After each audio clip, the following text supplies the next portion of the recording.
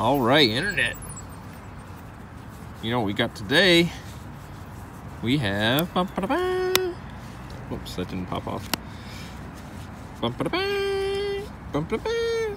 Custom Carver's mini pouch is like perfect for this bad boy. Ooh, look at that. Look at that. Look at that. So, this is the Axiom by Axiom Spinners. I'm assuming this is their first spinner. And I'm excited to do this one today.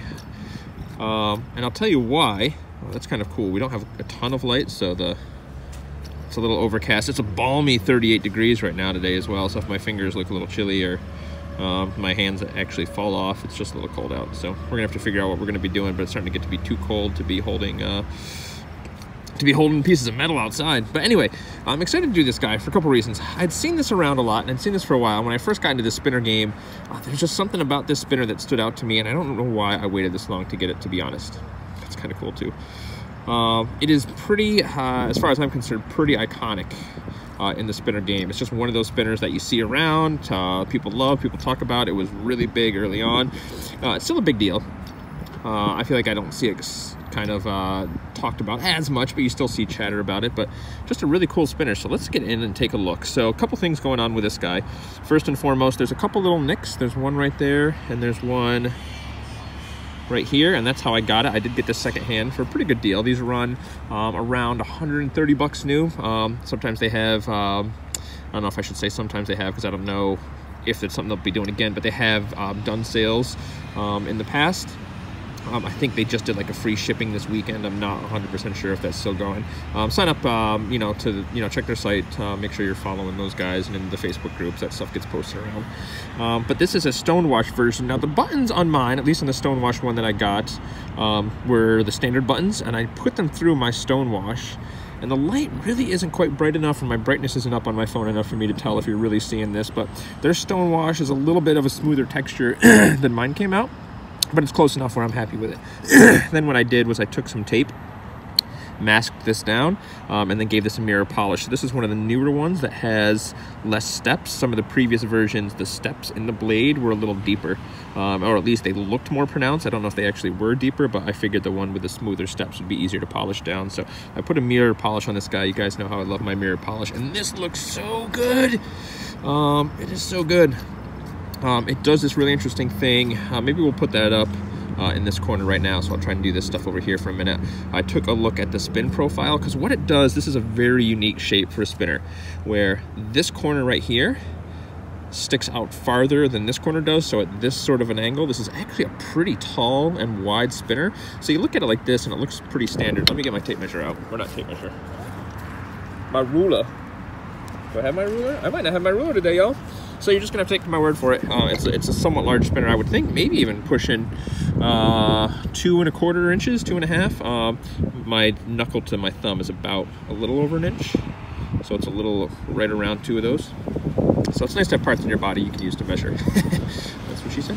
So anyway, let's talk about this thing for a minute. So first and foremost, not first and foremost, we're well past that, but I found that much like a lot of spinners these days, when it's really cold like this, I might not be getting the right kind of fidgeting and grips and pulls that I'm looking for. But other than those really like dry, cold hand scenarios, this fidgets really well for the types of fidgeting that I do.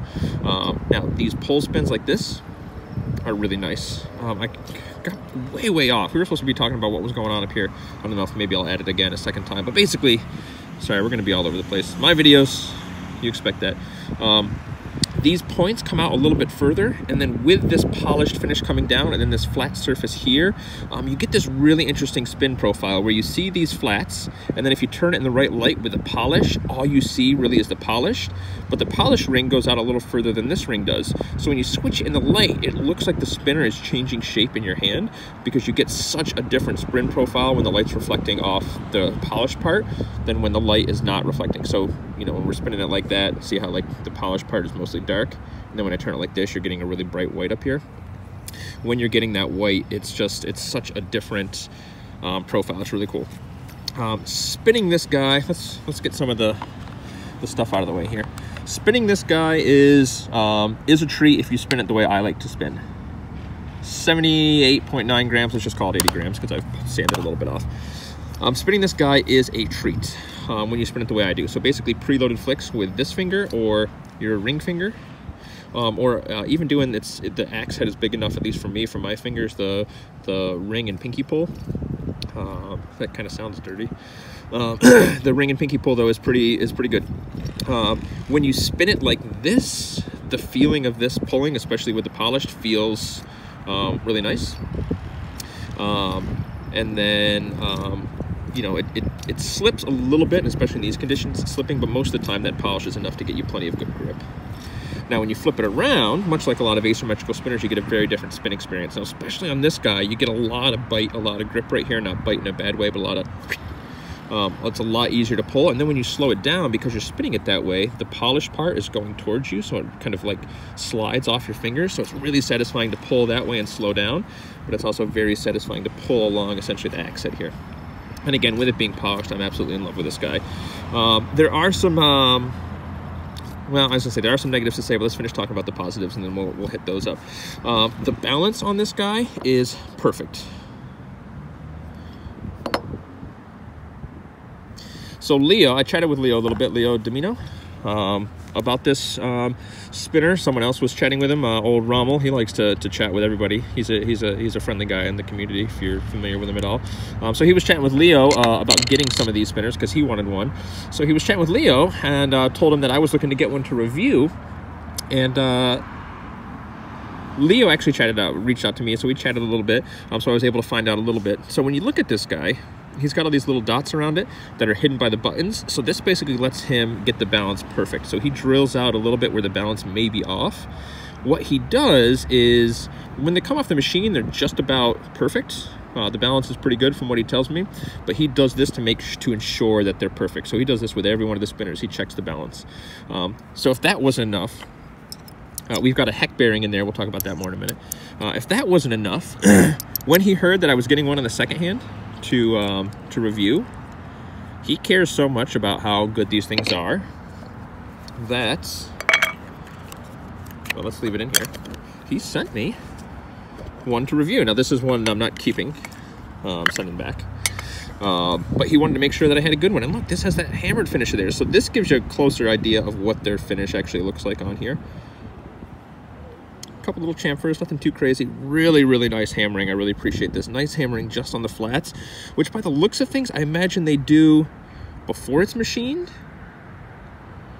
Maybe done after it's machined. It's hard to say, but I would think it was done after it was machined, but it's done very accurately. So whatever they're doing, it looks really well.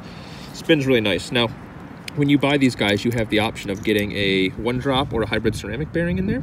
So here we can see it's probably in a very similar spot.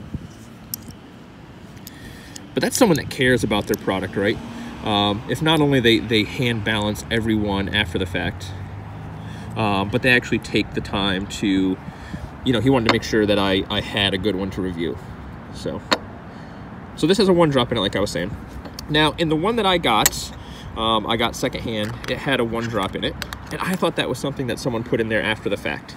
But it turns out, I'm assuming that was the one that was in there. Now, that bearing had been a little knocked around. You know, one drops are pretty sensitive. You know, they only last one drop, right? I had switched that out, and I prefer something with like a hybrid ceramic in it anyway. So I threw one of the Fidget HQ hybrid ceramics, not their high velocity, just their standard hybrid ceramics, and was loving that. I was getting 7 minutes and 2 seconds on a table spin and 8 minutes and 22 seconds on a vertical spin for an asymmetrical stainless steel bar spinner. Pretty good, I'll take that. And then I left it on the counter or on the couch or somewhere. My son got a hold of it, dropped it, and that bearing got wrecked. So I threw a hex super bearing in it last night just to see something sort of in between a hybrid ceramic and a one drop, and I really like this as well. So for me, especially with this design aesthetic, I think this is something that needs to have a little bit more of a harsh feel than a smooth one drop, but they give you the option so you can get what you want. So yeah, so spins really nice.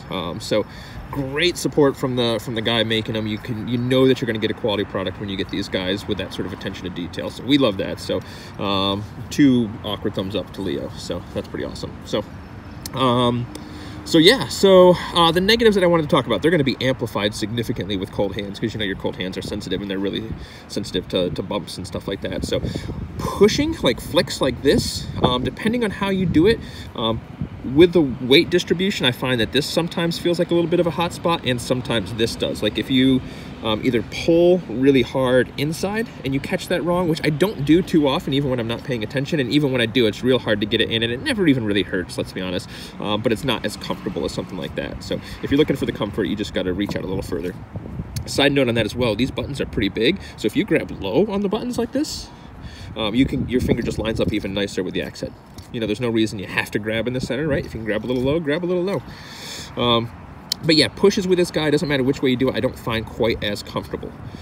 It just, for me, the way it kind of bumps, it wants to line up and bump the cuticle a lot, and that's just not really sensitive. It's not enough where I can't do it right now. It's honestly very difficult for me to do with as cold as my fingers are. But in most circumstances, it's not a comfortable all day kind of a flick. It's not that uncomfortable. I should mention the chamfers on the outside here. If you're doing long reaches and reaching out, there's enough to get a good grip and pull and flick. So, excuse me. So the other thing with bars a lot, and I talked about this on, oh geez, what did I talk about this on? Maybe the Zen Duo Evo. In any event, I talked about this on one of my spinners. Bars just have so much personality because the way they're shaped, you get so much more feedback from them. And this has, it's hard to describe. And you know, I feel like maybe I'm going on sort of a Fabian type of thing here. It feels like a choppy, axy kind of feedback. There's a certain harshness to it, but there's a certain softness to the judder as well. It's kind of hard to describe, almost like you can imagine chopping into wood, which, you know, as the wood kind of softens the blow, but it's kind of a hard hit. It's nowhere near like that, but at the same time, I can't think of what I want to use to describe it, but there's a certain character to the vibration in this guy that I really dig. And despite the slight issues with, you know, comfort when flicking, I've been looking at a lot of reviews since I had this and a lot of spinners I've had to handle, and I keep wanting to go back to this. There's something about this, and maybe it's a personal thing for me, but I just keep wanting to spin this. This is, in my opinion, a world-class spinner. This is high on the list. We're not doing top 10s or top 20s. We might do a top 20 next time because of what we got in there, and I might want to highlight more spinners when we do it to make sure everybody gets the attention they deserve because those margins are so slim. But in any event, this is a spinner that definitely can compete in that range. So, can Timmy recommend you getting it? 2 awkward thumbs up for sure. This is a spinner I think that if you're a spinner enthusiast, you need to at least try, if not have in your collection. They sell on the secondary market. You can sometimes find them for deals because they don't usually seem to sell at or above retail, but they have them in stock, and that may change. So as I understand, the machining on this has a really long lead time, and I don't know if Leo's going to be big into doing a lot of pre-orders or anything like that. So they're still in stock on the website. They offer them in like a machined finish, a stoned wash finish, a hammered finish, an acid wash finish, which looks absolutely amazing. It's like a darkened finish. I believe that's what Jack Hazard might have.